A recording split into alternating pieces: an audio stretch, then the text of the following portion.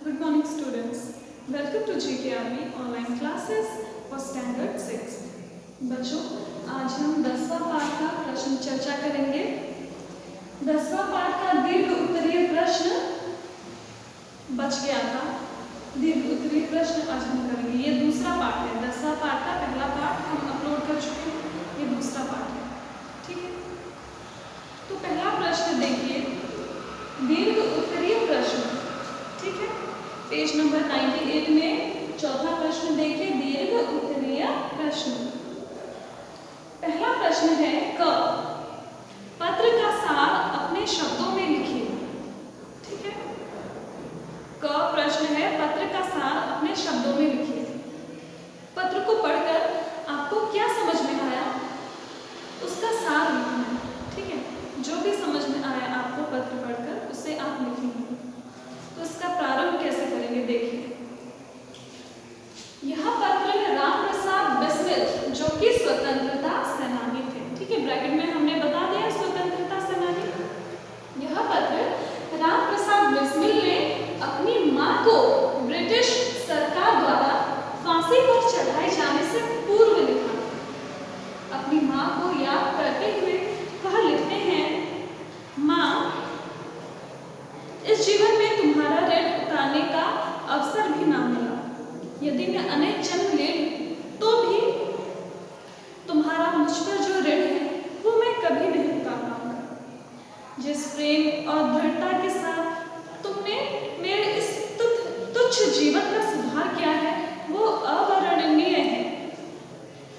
और फिर आगे अपनी माँ के साथ बिताए हुए हर क्षण को, हर घटना को वो याद करते हुए कहते हैं कि किस प्रकार से तुमने मुझे इतनी अच्छी शिक्षा दीक्षा दी। आज मैं जो भी बन सका हूँ वो तुम्हारे ही कारण मैं बन सका हूँ। पिता के ना रहने का एहसास तुमने मुझे कभी भी होने नहीं दिया।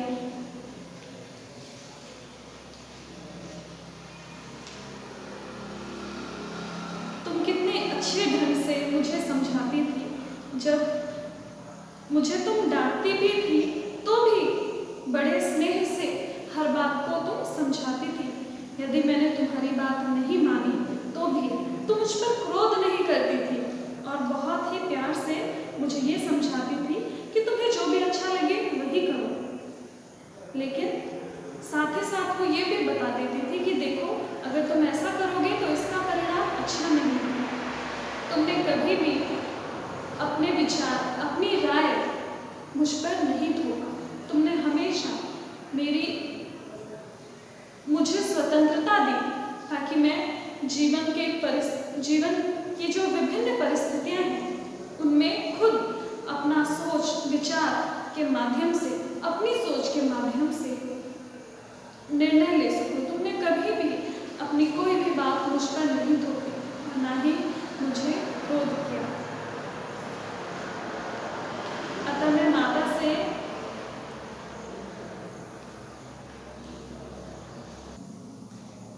और आगे वो कहते हैं कि माँ, तुमने मेरा केवल पालन पोषण ही नहीं किया बल्कि आध्यात्मिक, आत्मिक, धार्मिक तथा सामाजिक उन्नति भी तुम्हारे ही कारण हुई है। मैं परमात्मा से यह वर मांगता हूँ कि हमेशा हर जन्म में मुझे तुम जैसी ही माता दे। बड़ी से बड़े कष्ट में भी, महान से महान संकट में भी तुमने मुझे अधीर होने नहीं दिया। इस संसार में मेरी किसी भी भोग विलास तथा ऐश्वर्य की इच्छा नहीं। केवल एक ही इच्छा है, वह ये कि एक बार श्रद्धापूर्वक तुम्हारे चरणों की सेवा करके अपने जीवन को सफल बना लेता। किंतु ये इच्छा भी पूर्ण होती नहीं दिख रही, क्योंकि उन्हें बहुत जल्द ही फांसी पर चढ़ाया जाना था। और पत्र के अंत में वे लिखते हैं, जन्मदात्री, वर दो कि अंतिम समय भी मेरा हृदय किसी प्रकार विचलित ना हो और तुम्हारे चरण कमलों को प्रणाम कर वह परमात्मा का स्मरण करते हुए शरीर त्याग करे। ठीक है, आप पत्र पढ़कर, ये जो पाठ है इस पाठ को पढ़कर भी इस इसका उत्तर लिखेंगे। पाठ पढ़कर इस प्रश्न का उत्तर लिखेंगे। पाठ से ही इस प्रश्न का उत्तर आपको आसानी से मिल जाएगा। ठीक है,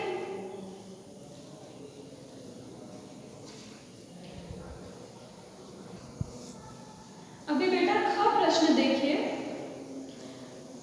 तुम्हें जो अच्छा लगे वह करो, किंतु ऐसा करना ठीक नहीं, इसका परिणाम अच्छा न होगा। रामप्रसाद बिस्मिल की माँ उन्हें ऐसा कर और क्यों कहती थी? दोबारा प्रश्न सुनो। तुम्हें जो अच्छा लगे वो करो, किंतु ऐसा करना ठीक नहीं, इसका परिणाम अच्छा न होगा। रामप्रसाद बिस्मिल की माँ उन्हें ऐसा कर और क्यों कहती थी? इसका उत्तर होगा तुम्हें जो अच्छा लगे वह करो, किंतु ऐसा करना ठीक नहीं, इसका परिणाम अच्छा न होगा। रामप्रसाद बिस्मिल की माँ उन्हें ऐसा तब कहती थी जब वह उनकी माँ की बात नहीं सुनते थे और अपनी माँ के समझाए जाने पर भी उनकी माँ उन्हें कभी भी क्रोध नहीं करती थी। यदि रामप्रसाद बिस्मिल कोई भूल करते थे, कुछ गलती करते थे, तो भी बिना क्रोध के, बड़े ही स्नेह से, बड़े ही प्रेम से उनकी माँ उन्हें समझाया करती थी। और इस पर यदि रामप्रसाद बिस्मिल उनकी माँ की बात नहीं मानते थे और दुष्ट बालक की तरह धृष्टतापूर्वक उत्तर देते थे, उस समय भी उनकी माँ उन्हें बहुत ही प्रेम से समझाती थी और तब वो ये कहती थी कि तुम्हें जो भी अच्छा लगे वो करो, किंतु ऐसा करना ठीक नहीं, इसका परिणाम अच्छा न होगा। वो अपनी बात रामप्रसाद बिस्मिल पर कभी भी नहीं थोपती थी। उन्हें सदैव अंतिम निर्णय सदैव रामप्रसाद बिस्मिल पर ही छोड़ती थी। इसका अर्थ ये है कि वो रामप्रसाद बिस्मिल को स्वतंत्रता देती थी, विचारों की स्वतंत्रता देती थी कि जीवन में यदि कठिन परिस्थिति आए तो वो अपना विचार शक्ति, तर्क शक्ति का प्रयोग करके सही निर्णय ले सके। ठीक है, ग प्रश्न देखिए बेटा। रामप्रसाद बिस्मिल परमात्मा से प्रत्येक जन्म में कैसी मां पाने की प्रार्थना करते हैं और क्यों? रामप्रसाद बिस्मिल परमात्मा से प्रत्येक जन्म में कैसी मां पाने की प्रार्थना करते हैं और क्यों? इसका उत्तर लिखेंगे। रामप्रसाद बिस्मिल परमात्मा से प्रत्येक जन्म में अपनी मां को ही पाने की प्रार्थना करते हैं, क्योंकि पत्र के प्रारंभ में ही इसका ब्यौरा उन्होंने दिया है कि जिस प्रेम और दृढ़ता के साथ उन्होंने उनके तुच्छ जीवन का सुधार किया है वो अवर्णनीय है। जीवन के प्रत्येक घटना का उन्हें स्मरण है कि किस प्रकार, कितने स्नेह से, कितने प्रेम से, कितने विश्वास से उन्होंने रामप्रसाद बिस्मिल का मार्गदर्शन किया। उन्हें कभी भी क्रोध नहीं किया। यदि वे कुछ गलती करते भी थे, कुछ भूल करते भी थे, तो भी बड़े ही स्नेह से, बड़े ही प्रेम से उन्हें समझाती थी। रामप्रसाद बिस्मिल के ऊपर कभी भी उनकी माँ ने अपनी राय, अपने विचार नहीं थोपे। यदि फिर भी रामप्रसाद बिस्मिल अपनी माँ की बात नहीं मानते थे, क्रोधित हो जाते थे, तो उस समय भी उनकी माँ उन्हें बहुत ही प्रेम से समझाती थी कि तुम्हें जो अच्छा लगे करो, लेकिन ऐसा करना ठीक नहीं है, इसका परिणाम अच्छा नहीं होगा। ये बात भी, गहरी से गहरी बात भी वो बहुत ही सरलतापूर्वक बता दिया करती थी। और उन्होंने केवल रामप्रसाद बिस्मिल का पालन पोषण ही नहीं किया, बल्कि आत्मिक, धार्मिक और सामाजिक उन्नति का श्रेय भी उनकी मां को ही जाता है।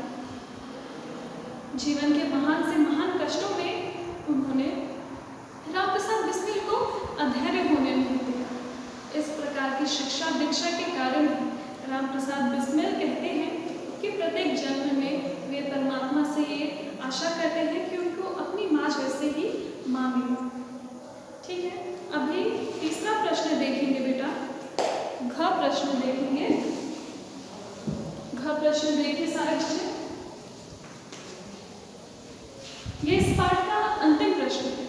ठीक है, तुम्हें मेरी मृत्यु की दुख भरी खबर सुनाई जाएगी। बिस्मिल ने ऐसा क्यों लिखा है, स्पष्ट कीजिए। तुम्हें मेरी मृत्यु की दुख भरी खबर सुनाई जाएगी। बिस्मिल ने ऐसा क्यों लिखा है, स्पष्ट कीजिए। अच्छा बताओ, बिस्मिल ने ऐसा क्यों लिखा कि तुम्हें मेरी मृत्यु की दुख भरी खबर सुनाई जाएगी। उनको फांसी पर चढ़ाया जाना था ना, इसीलिए। तो इसका उत्तर लिखेंगे बेटा, घ का उत्तर लिखेंगे। उन्होंने ऐसा इसलिए लिखा क्योंकि ब्रिटिश सरकार द्वारा बहुत ही जल्द रामप्रसाद बिस्मिल को फांसी पर चढ़ाया जाना था। रामप्रसाद बिस्मिल देश को स्वतंत्र कराने के लिए, आजाद कराने के लिए एक देशभक्त की महत्वपूर्ण भूमिका में थे।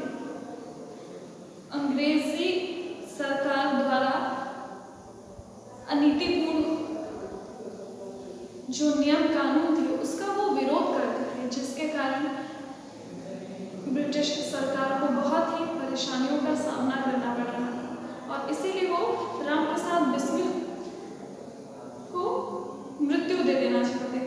और रामप्रसाद बिस्मिल को ये भली भांति पता था कि कुछ ही समय के भीतर उनको फांसी लगाई जानी है, इसीलिए वो अपनी माँ से दोबारा कभी भी नहीं मिल पाते, अपनी माँ के चरणों की सेवा और कभी भी नहीं कर पाते।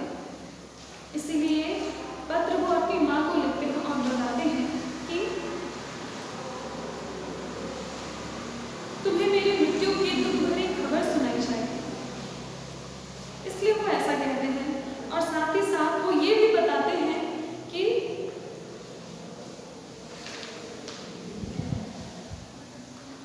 जब मेरी मृत्यु की माँ तुम्हें खबर सुनाई जाएगी, मेरा ये पूरा विश्वास है कि तुम यह समझकर धैर्य धारण करोगे कि तुम्हारा पुत्र माताओं की माता, भारत माता की सेवा में अपने जीवन को बलि वेदी पर भेंट करेगा।